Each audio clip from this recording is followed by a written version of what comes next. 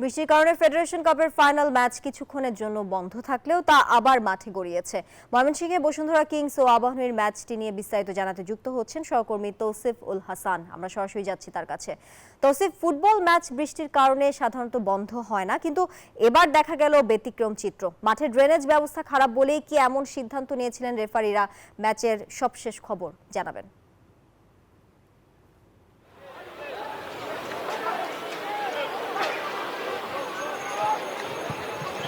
ধন্যবাদ তানিয়া। আমরা এখন আছি ময়মনসিংহের রফিক উদ্দিন ভূঁইয়া স্টেডিয়ামে, যেখানে ফেডারেশন কাপের ফাইনাল হচ্ছে বসুন্ধরা কিংস বনাম আবাহনী। আমরা জানি প্রথমার্ধ খেলা গড়িয়েছে, তখন 1-1 গোলে সমতায় ছিল। এরপরেই কিন্তু একটা ঝড়ের কবলে পড়ে এই ফেডারেশন কাপের ফাইনাল। ঝড়ের পরে পানি জমে যায় মাঠে। ঝড়ের কারণে খেলা অনেকক্ষণ বন্ধ থাকে, প্রায় 1 ঘন্টারও বেশি সময় খেলা বন্ধ থাকে। মাঠের ড্রেনেজ সিস্টেম এত ভালো না হয়, মাঠের এক সাইডটাতে পানি জমে যায়, ড্রেনে পানি জমে যায়, যার কারণে খেলা সাময়িকভাবে পরিত্যক্ত করার জন্য ম্যাচ রেফারি বাধ্য হন।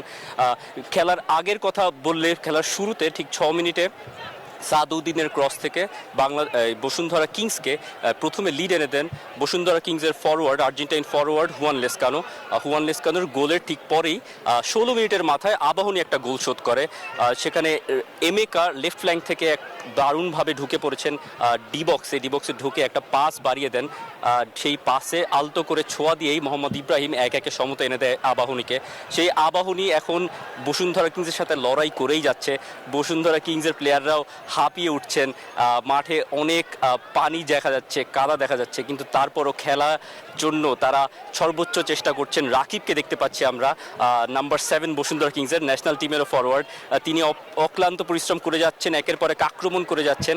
বসুন্ধরা কিংসে এই বর্তমান চ্যাম্পিয়নদের একটা শিরোপা, যে শিরোপাটা মৌসুমের এখন সম্ভাব্য একটাই শিরোপা আছে, ফেডারেশন কাপের শিরোপা, সেটা যেন বসুন্ধরা কিংসেই থাকে সেই চেষ্টা করে যাচ্ছেন।